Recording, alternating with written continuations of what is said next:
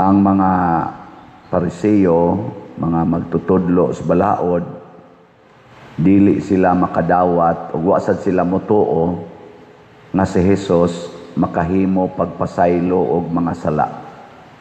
Kay ang ilang gituhuan man God nga ang Ginoo ra gyud maoy makapasaylo sa mga sala. Ngunang tungod aning maong panguna-huna, wa nila dawata pag-ingon ni Hesus sa paralitiko, gipasaylo na ang imo mga sala.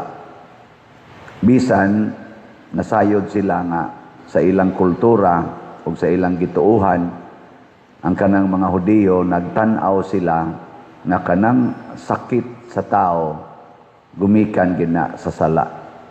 Sakto ba dili? Kanabang sakit ba? Pranang leprosy. Ang tawag nila sa mga lepers, mga dagkong makasasala. Niya ang paralyzed, na-paralyze ka tungod kay naa kay sala. Kanang mga bakol, mao nang nabakol ka kay naa kay sala. Niya kung di man ani mo sala, kay gikas imong pagkabata, sala na sa imong mga ginikanan, nitapot nga na nimo. So permi gina nila i-relate og sala ang mga bati nga sitwasyon sa atong kinabuhi. Tinuod man sad, insakto man pod, kay ang sala man gyud makapabati sa atong kinabuhi. Kamatuoran man na, basta magbuhat kay tag sala, naagi daghang sakit o kasakit nga moabot nato. Gani, matud pang San Pablo, ang bunga gyud sa sala, kamatayon. Nilingay mong tupad ina na kay sala. Naisala. Perting sa nato. Ang atong mga politicians naisala. Ang atong mga kaparian, apila ning nagwali, naisala. Nagyapon. Ang atong mga members sa mga mandated organizations o commissions din ni simbahan, naisala. Samot na, naisala. Ang kanang mga taong way simba-simba, na naisala. Naasan. Ang atong mga nagdasa diha sa legislative, sa executive o sa judiciary sa atong gobyerno, nanay sila isala. Naasan. Nakaroon, unsa may solusyon sa sala? Dili di ay ang pag-away, dili ang pagkalagot, o dili ang solusyon, ang pagpasaylo. Mao nay giawhag sa mga propeta ang pagbiya sa sala ug ang pagpasaylo sa sala.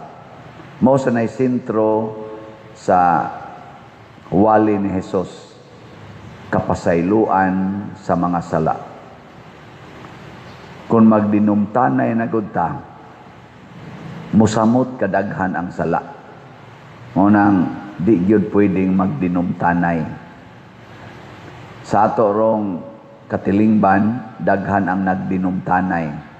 Na ay mga banag asawa, wa na magtagdanay. Musamot gyud na kabati ang inyong kinabuhi. Ang mga managsilingan, wa na magtagdanay, samot na yun. Ambot ka, nabasa kay mga pari, nga wa na magtagdanay, patay ginang simbahan. Mga madre, wa na magtagdanay, patay gina inyong monasteryo, na inyong order, bungka gina. Muna, pasaylo. Unsaon man pagpasaylo, una, mudawat kita sa pulong sa Ginoo. Sa atong unang pagbasa,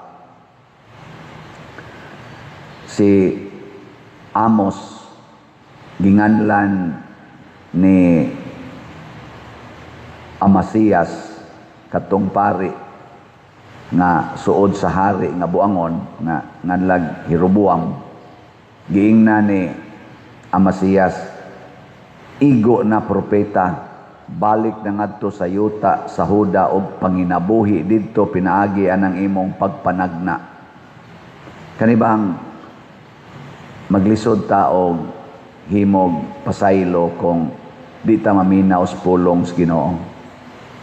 Kung ang ato na lang pulong mo itong paminawon nga magsigig sulti nato nga bati na, alkansi ka na, luoy kay ka na, ay maglisod kag pasaylo.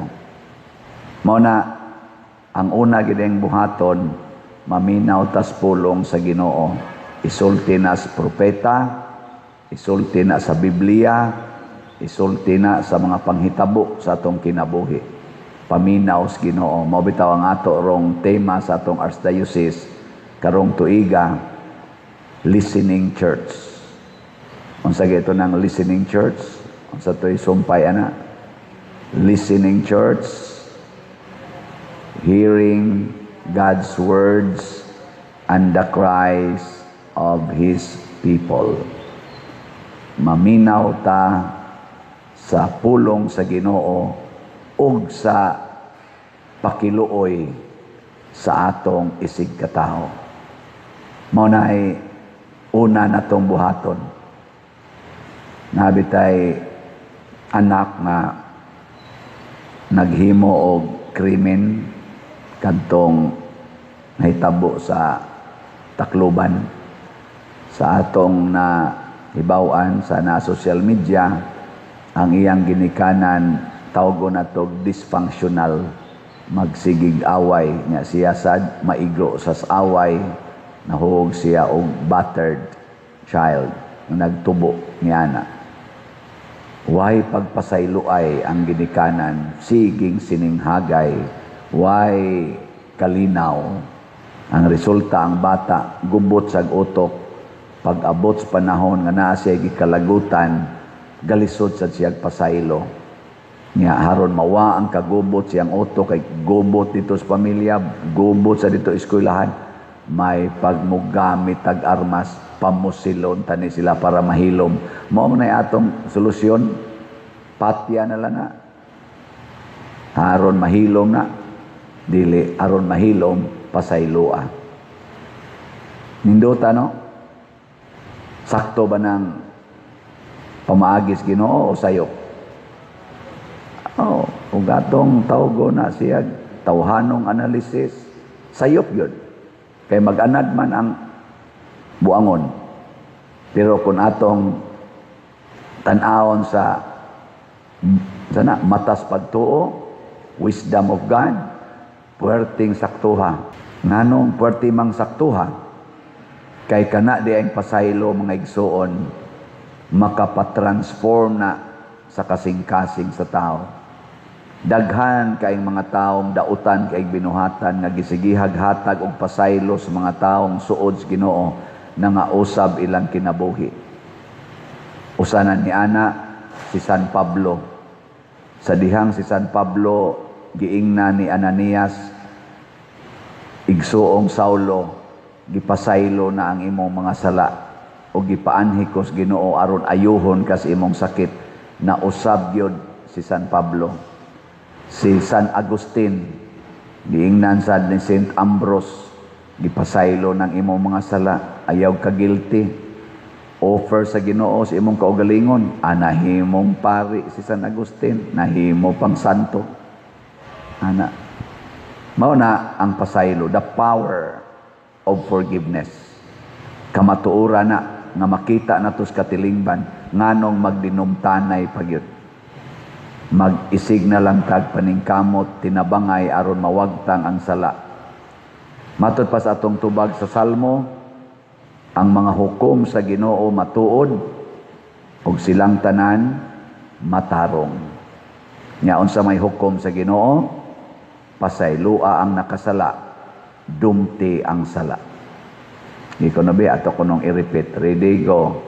Pasaylua ang nakasala, dumti ang sala. Karon, kung ikaw kusog ay mo pasaylo, mahimo sad kang sensitive sa panginahanglan sa imong isig katao. Kasagaran sa mga tao mapasayloon, matinabangon. Pero kani mga tao madinumtanon, unsa nila? Condemning. Dili na sila mo tabang. Mo na resulta na. Mo to mga Pariseo panahon ni Hesus, kita ganig makasasala, abo nga na sala. Mayra sana para niya. Haron makaamgo na, ada buangon sa kay na oy. May na magbago siya. Di ba na no? Napamgani word nga mercy. Ana. Pero ang Ginoo mo ipahukmon dili. Kanang nakasala niya nagantos na pasayloa, tabangi, agakaya. Ngano man ang tanang nakasala biktima sa yawa. Ang atong tinuod nga kontra mao ang yawa. Ang tinuod natong isalikway mao ang yawa.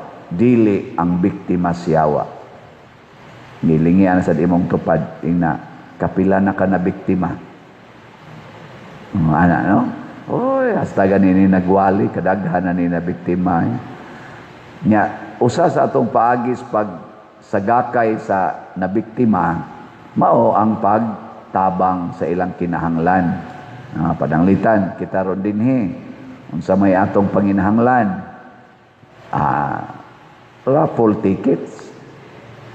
Kaning inyong nagwali, sige agad-hagad ninyo og pamalit na mong raffle tickets. Kadaghan man sa na biktima siyawa, pero ayaw na lang sa na-highlight ang akong pagkabiktima siyawa. Mga mo demo, hala, to mga Padersiano, utro sa na siya sa bisag naglagot ka na ko, baka ayaw na lang sa i-appeal, ing na lang mopalit ko raffle ticket pasayloon lang ni nakos Padersiano magsigig ingon nga colors buhok kiss kilay ay na lang pasayloan lang sa ko kay igo ra man kong nisulti tungod kay di gyud maayo nga musupak tas Ginoo pero tan-aw nimo ni ang Ginoo mo nag-ingon nimo kolore imong buhok kiskisi imong kilay very good o manggiarang sa Ginoo siya ra may musulti Damtay ningon ako pader na may magtari dinhi pader ato ning pahunongon ako ayaw basi gisugo nas Ginoo. Di ba? Pangutan na usa dito gisugo ba sila sa Ginoo? Wa gani ingna. Nya magsigilan tag buhat aning wa gisugo sa Ginoo.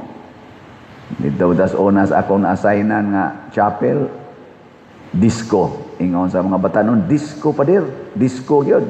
Ingon sa mga tiguang, di pwede pader, di pwede. Di gina pwede.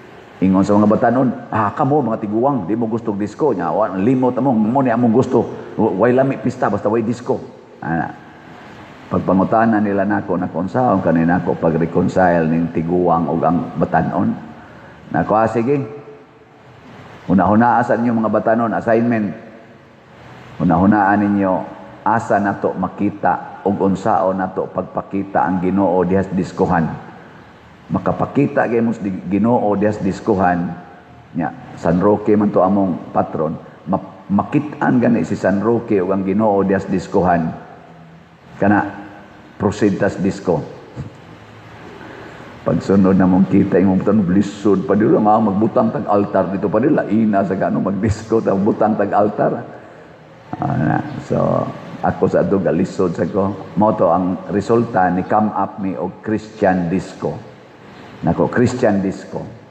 Unsa man ang Christian disco? Nako, way choral ang tanan, welcome. Kay ang simbahan, welcome ang tanan. Nya, way inom dito sa diskohan. Way inom. Kay dili ni hubog-hubog. Pag ampo ni, pag daig ni Ginoo. Sayaw lagi ta, sayaw. Nya, doon natin dito ipamutang mga pagkaon o mga ilimnon, mga Diyos, tubig, libre tanan. Libre tanan. Kay sa langit libre tanang pagkaon. Niya kung gusto ta mo gasto kwarta atong himuong premyo sa pinakamaayong musayaw gikas pagsugod og sayaw hangtod katapusan. Ni ko ang gumi ato nagpremyo mi atong sobra mga 100 kanang 5 kilo packed rice. Sige sila sayaw. Unya dunay time to start, dunay time to end. So good mig alas 9 and mig alauna. And yun paong yun tanan. So kadali ra na pader nako kasi dali. Suway sayaw gikan alas 9 hangtod alauna. Unya in between na ay break. Oldies nga kanta nya human modern, nya human sweet, ang katong kombinasyon, nya human dito, kombinasyon na tanan. Upat ka hugna, kada hugna 1 hour, nya humas 1 hour na 5 minutes nga break, nga naay mo paambit sa kinabuhi ni San Roque, o naay mo paambit testimonya sa history sa kapilya, inana. Ay ighuman lagi igpaong, ay na igpaong music, nya sigang suga, nya naada yung paambit, manglakaw nga tulayo, manglakaw mga tao baka to mga buangon, lakaw. Atos dapat manginom og tubig ana, inigbalik sa tukad, hugop na sad.